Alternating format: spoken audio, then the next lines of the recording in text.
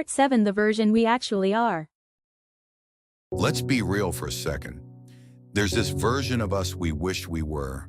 The one who wakes up early, drinks water, meditates, ticks off every item on the to-do list, and somehow still has time to hit the gym, reply to messages, and be a decent human. And then, there's the version we actually are. The one who hits snooze 5 times. The one who opens Instagram before getting out of bed. The one who agrees to things out of guilt, procrastinates, doom scrolls and wonders, why do I always feel behind? If you're nodding right now, I see you, because I've been you.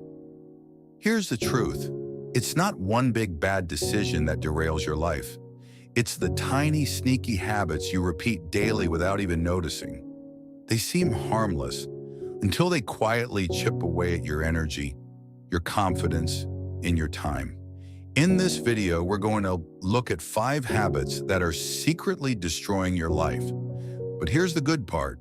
For each one, I'll walk you through a super simple 3-step approach to fix it. No jargon, no lectures, just real talk and tools you can use today. Let's dive in. 1. People-pleasing, the silent energy vampire. People-pleasing is when your mouth says yes, but your heart is screaming, please say no. It's when you prioritize other people's wants over your own needs, not once in a while, but constantly. You overcommit, over-apologize, and end up overstretched. It feels nice in the moment because it keeps things smooth, but underneath, you're building resentment, stress, and exhaustion. Eventually, you stop recognizing your own needs because you're too busy living for everyone else. You had planned the perfect Saturday, sleep in, grab a coffee, maybe finally finish that book, but then ping, a message, hey, can you help me move? Your stomach drops, but your fingers type, sure, of course. And just like that, your peaceful day turns into hauling furniture, all while secretly wishing you just said no. So how do you break free from this people-pleasing loop without turning into a heartless robot? 1. Pause before you promise. Create space between the ask and your answer. Say, let me check my schedule and get back to you. This small buffer lets you make decisions for yourself, not out of guilt. 2. Practice saying no. Don't start with your boss or your mom. Start with low-stakes situations. I can't make it tonight, but thank you for the invite. You'll build confidence without rocking the whole boat. 3. Ask yourself, what does saying yes cost me? Every time you say yes to something, you're saying no to something else. Ask yourself, is it worth the trade-off?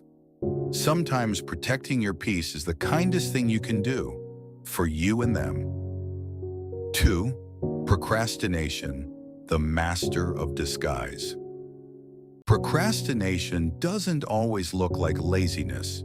Sometimes it looks like organizing your entire kitchen instead of finishing a report, or starting 10 projects and finishing none. It tricks you into feeling productive while pulling you further from the things that actually matter. Over time, it chips away at your confidence. You tell yourself, I'll start tomorrow, until tomorrow becomes next week, then next month. And now you're anxious, overwhelmed, and feel like you're constantly behind. Let me paint a picture you might recognize. It's Monday. You've got a report due Friday. Instead of starting, you decide you need a clean workspace, which leads to reorganizing your entire room. Then you're hungry, then Netflix. Suddenly it's Thursday night, and you're panicking because the report still isn't started. Again. So how do you finally outsmart procrastination and get stuff done without burning out? Here's your 3-step fix. 1. Break it down until it's stupid simple. Don't just write finished project. Start with open the document, then write 1 sentence. That's it. Make the first step laughably doable. You just need to start. Smaller steps equals less dread equals more action. 2. Time box your focus. Set a timer for 10 or 15 minutes. Tell yourself, I only have to do this for that long. More often than not, once you start, you'll keep going. 3. Make the finish line rewarding. Give yourself something to look forward to, a snack, a nap, an episode of your favorite show. Your brain needs incentives. Don't forget to build in joy. 3. Phone addiction and social media, the scroll trap. Let's be honest, our phones are the first and last thing we touch each day, and not in a romantic way. We check them constantly, even when there's no notification. We scroll without thinking, refreshing apps like something magical will appear. But the worst part? Social media. It pulls you in for just 5 minutes, and next thing you know, you've watched 27 reels, compared yourself to 10 strangers, and now you feel worse than before. You didn't rest, you didn't learn, you just escaped. And chances are, you've lived through this exact moment more times than you'd like to admit. You lie in bed, phone in hand. You just want to check one thing. Suddenly it's 1 a.m. You've gone down a TikTok rabbit hole, accidentally stalked your ex's new partner, and now you're too wired to sleep and too guilty to feel relaxed. So how do we break up with our phones without throwing them out the window? Let's go step by step. 1. Create phone-free zones and times. No phone in bed, no phone at meals. Start with just one phone-free rule. You'll be amazed how much clearer your brain feels when it's not constantly buzzing. 2. Use social media as a tool, not an escape. Follow people who teach, inspire, or genuinely uplift you. Use it with intention. Watch one tutorial, learn something, then put the phone down. Don't just scroll to avoid your emotions. 3. Track your screen time, then gasp at it. Most of us spend more time on our phones than we realize. Use apps to monitor your usage. Once you see how many hours you're giving away, it's easier to set limits that stick. Negative self-talk. The invisible sabotage. That voice in your head that says, you're not good enough, you're always messing up, or who do you think you are? That's not truth. That's programming, and it's been running the show for too long. When you talk to yourself like a failure, guess what? You show up like one. Negative self-talk doesn't just hurt your mood, it limits your potential, kills your motivation, and convinces you not to even try. And sometimes it doesn't take much to trigger that voice. It can show up in the smallest, most ordinary moments. You mispronounce a word in a meeting. For the next 2 hours, your brain's on repeat. I sounded so stupid. Why did I even speak? Everyone probably thinks I'm a joke. Nobody else is thinking about it, but your inner critic won't shut up. The good news?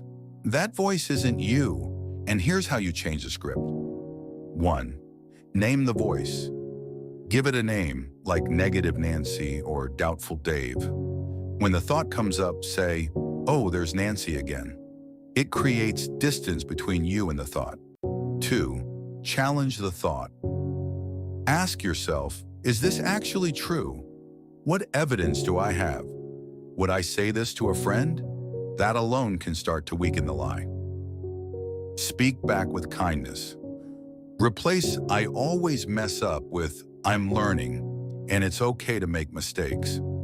Train your inner voice like you train a puppy. It won't be perfect right away, but it can get better.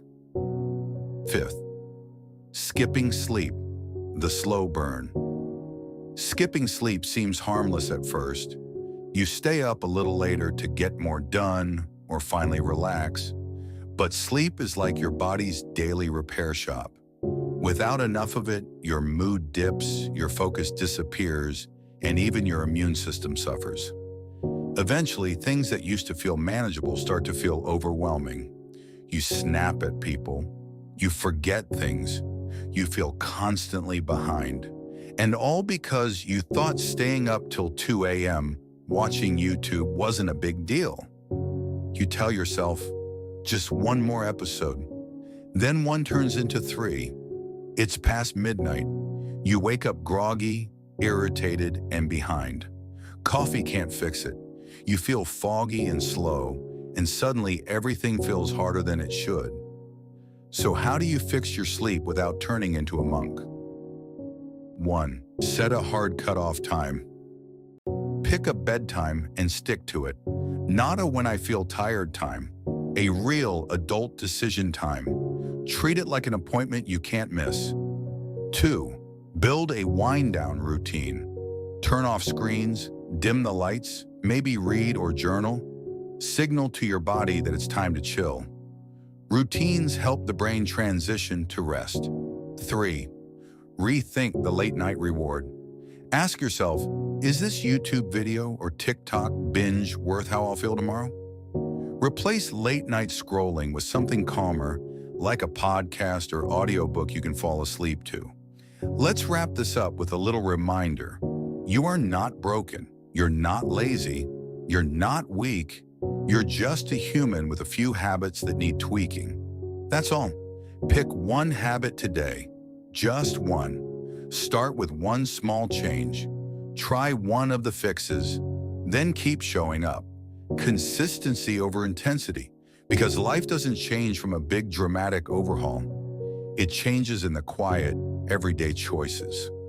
And you've already made the most important one, awareness. You've got this. If this video helped you in any way, do me a quick favor. Hit that thumbs up, subscribe for more content like this, and share it with someone who might be stuck in one of these habits too. We're all in this together, and small changes really do make a big difference. See you in the next one.